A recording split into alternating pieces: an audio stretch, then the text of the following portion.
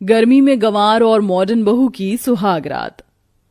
सुषमा, तुम्हारी एक बात मुझे अभी तक समझ नहीं आई। अमन के लिए तो तुम शहर की पढ़ी लिखी मॉडर्न लड़की लेकर आई हो, लेकिन अनुराग के लिए तुम गांव की गंवार लड़की लेकर आई हो। ऐसा क्यों?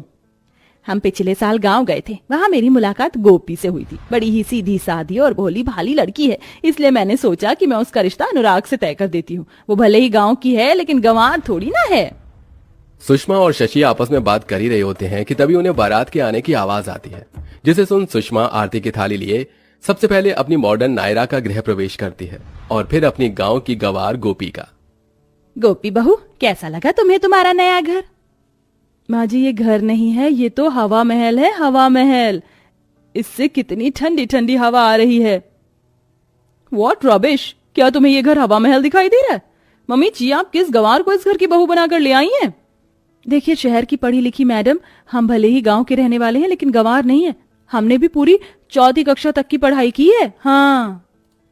अरे बस भी करो तुम दोनों, अभी ठीक से घर में आई भी नहीं और तुम दोनों का झगड़ा शुरू हो गया। इतना कहकर एक एक कर अपनी बहुओं को उनके कमरे में छोड़कर आती है। ओह गॉड, कितनी गर्मी है। अब मैं और इस हैवी लहंगे में नहीं रह सकती।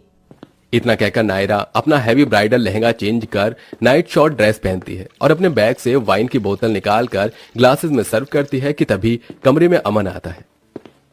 आप आ गए, मैं कब से आपका ही वेट कर। ओह नायरा, तुम कितनी ज्यादा अमेजिंग हो। तुम्हें पता है, मैं हमेशा से चाहता था कि मैं अपनी फर्स्ट नाइट को अपनी वाइफ के साथ वाइन पीकर एंजॉय करूं। लेकिन तुमने तो मेरे बोलने से पहले ही मेरी विश पूरी कर दी। सिर्फ यही नहीं, देखिए मैंने म्यूजिक का भी अच्छे से इंतजाम किया है। चलिए डांस करते करते वाइन पीते हैं और अपनी फर्स्ट नाइट अच्छे से एंजॉय करते हैं। जहां एक तरफ मॉडर्न बहू मॉडर्न तरीके से अपनी अपनी फर्स्ट नाइट एंजॉय करती है, वहीं दूसरी तरफ मोरी मैया, कितनी गर्मी है, गला सूख रहा है। कमरे में बैठी गोपी गर्मी और प्यास की वजह से परेशान हो रही थी कि तभी गोपी की नजर बेड के साइड पर रखे मिनी फ्रिज पर जाती है। ये क्या है? ये तो किसी डब्बे जैसा लग रहा है। गोपी जैसे ही मिनी फ्रिज को खोलती है तो उसके अंदर से आ रही ठंडी हवा और लाइट को देखकर डर जाती है। हाय रे दैया, ये क्या बवाल है। राम राम, लगता है कोई भूत है। बापू कहते थे जहाँ कहीं भी चुड़ैल भूत होता है वो जगह बहुत ठंडी होती है। बेचारी गंवार गोपी डर में कमरे के कोने में जाकर बैठ जाती है कि तभी वहां अनुराग आता है। अरे गोपी, इतना बड़ा कमरा है और तुम हो कि यहाँ कोने में बैठी हो। भूत भूत है उधर। क्या? भूत? कहाँ है भूत? वो तो रहा आपके पीछे। अनुराग जैसे पीछे मुड़कर देखता है तो उसे अपना मिनी फ्रिज खुला हुआ दिखता है, जिसे देख अनुराग को हंसी आ जाती है। अरे गोपी, वो कोई भूत भूत नहीं है, बल्कि मिनी फ्रिज है। जैसे किचन में रखने के लिए बड़े फ्रिज होते हैं ना, वैसे ही रूम के लिए मिनी फ्रिज होते हैं। क्या? तुम भी ना गोपी, चलो अब तुम जाकर अपने कपड़े चेंज कर लो। अनुराग की बातें सुन गोपी जैसे ही बाथरूम के अंदर कपड़े चेंज करने के लिए जाती है। हाय रे दैया, ये क्या? मुझे तो लगता था कि हमारे गांव में ही नदी तालाब होते, लेकिन यहाँ तो शहर के अंदर भी नदी है। लेकिन ये थोड़ी अजीब है। बहुत गर्मी लग रही है, काम करती हूँ, नदी के अंदर जाकर थोड़ी गर्मी दूर कर लेती हूँ। बाथरूम में बने बाथ टब को गोपी नदी समझकर उसके अंदर कूद जाती है, लेकिन तभी गोपी का पैर बाथ टब में फिसल जाता है और गोपी पानी के अंदर अपने हाथ पैर चलाने लगती है। पानी की आवाज सुन अनुराग भागकर बाथरूम के अंदर आता है और गोपी को बाथ टब से बाहर निकालता है। हाँ, अच्छा हुआ आप आ गए, वरना मुझे तो लग रहा था कि आज तो मैं पक्का राम जी के पास चली जाऊंगी। लेकिन गोपी, तुम इस बाथ टब के अंदर क्या कर रही थी? मैं तो गर्मी से बचने के लिए इसके अंदर गई थी, लेकिन मैं जैसे इसके अंदर कूदी मेरा पैर फिसल गया। गोपी, ये नदी नहीं है, ये बाथ टब है और इसके अंदर कूदते नहीं है, इसके अंदर नहाते हैं। अनुराग गोपी को कमरे में ले आता है। एक काम करो, तुम अपने ये गीले कपड़े चेंज कर लो। मैंने एसी चला दिया है, अब तुम्हें गर्मी नहीं लगेगी। मैं तब तक कुछ खाने के लिए लेकर आता हूँ। इन्होंने मुझे कपड़े बदलने के लिए तो कह दिया, लेकिन ये गीले कपड़े कहाँ सुखाऊं? यहाँ तो कोई ऐसी जगह भी नहीं है।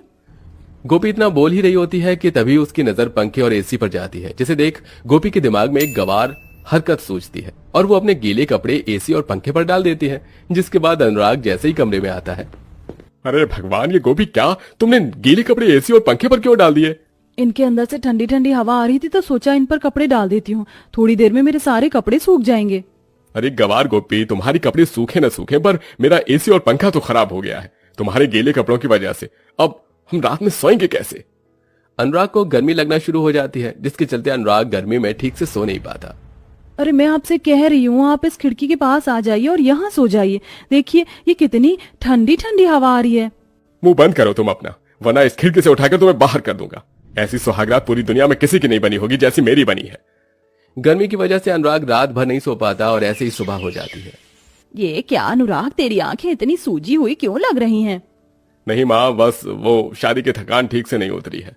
नायरा, गोपी बहू, एक काम करो, तुम दोनों जाकर मैंगो शेक बनाकर ले आओ। गर्मी का मौसम है, मैंगो शेक पीकर ही अब राहत मिलेगी। सुषमा की बात सुन नायरा और गोपी किचन में जाती हैं और नायरा मैंगो शेक बनाने लगती है। गोपी, मैंने मैंगो शेक बना दिया। एक काम करो, तुम फ्रिज खोलकर इन सभी ग्लासेस में बर्फ डाल दो, मैं अभी आती हूँ। नायरा की बात सुन गोपी जैसे ही फ्रिज खोलकर बर्फ निकालती है। ये बर्फ के टुकड़े तो कितने ठंडे ठंडे हैं। अगर ये बर्फ के टुकड़े मैंने कपड़े के अंदर डाल दिए तो मुझे बिल्कुल भी गर्मी नहीं लगेगी। गोपी उन बर्फ के टुकड़ों को ब्लाउज और साड़ी के अंदर डाल देती है और बाकी बचे बर्फ के टुकड़ों को मैंगो शेक में डालकर बाहर ले आती है। बर्फ की वजह से गोपी के कपड़े गीले होने लगे थे, जिसे देख सुषमा कहती है, ये क्या गोपी बहू, तेरे कपड़े गीले क्यों हो रहे हैं? इनके अंदर से तो पानी भी टपक रहा है। माँ जी, मैंने अपने कपड़ों के अंदर बर्फ के टुकड़े डाल दिए थे, बहुत अच्छा लग रहा है, बिल्कुल गर्मी नहीं लग रही है। क्या कहा तुमने? बर्फ के टुकड़े अपने कपड़ों के अंदर डाल दिए? गंवार बर्फ खाने के लिए होती, ना कि कपड़े के अंदर डालने के लिए। हाँ गोपी बहू, हम तो घर वाले हैं, अगर कोई बाहर वाला तुझे ऐसी हरकत करता देख लेगा तो हमारे घर की क्या इज्जत रह जाएगी। आइंदा ऐसी हरकत होनी नहीं चाहिए, समझी?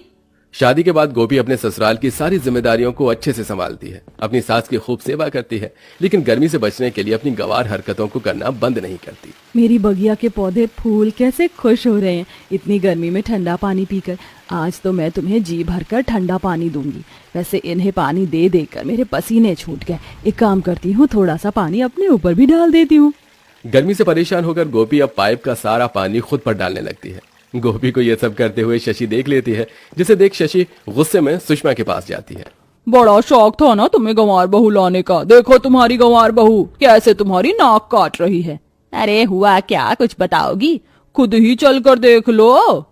सुषमा शशि और बाकी परिवार वालों के साथ जैसे ही गार्डन में जाती है तो देखती है कि उसकी गंवार बहू कैसे पाइप से गार्डन में खड़ी होकर नहा रही है और आसपास मौजूद सभी पड़ोस वाले उसे देखकर हंस रहे हैं। ये सब देख सुषमा को बहुत गुस्सा आता है और वो गोपी के पास जाकर उससे पाइप छीनकर जमीन पर फेंक देती है। मेरी ही गलती थी जो मैंने तो जैसी गंवार लड़की को अपनी बहू बनाया, ये सोचकर कि धीरे धीरे तू सब समझ जाएगी, लेकिन ये मेरी सबसे बड़ी गलती थी। मम्मी जी, अगर हमने अभी कुछ नहीं किया तो ये गंवार लड़की तो हम सबकी नाक कटवा देगी। अब ये इस घर में और नहीं रह सकती। इतना कहकर नायरा गोपी का हाथ पकड़ती है और उसे गेट से बाहर ले जाने लगती है कि तभी अनुराग आता है और गोपी का हाथ नायरा से छुड़वाता है। खबरदार, अगर मेरी गोपी को किसी ने हाथ भी लगाया तो। माँ, गोपी भले ही गंवार है, लेकिन आप ये मत भूलिए कि गोपी ने आपकी रात भर जागकर कितनी सेवा की, आपके पैर दबाए हैं, लेकिन आपको याद कैसे होगा? भला आपको तो बस इसकी गंवार हरकतें याद रहती हैं।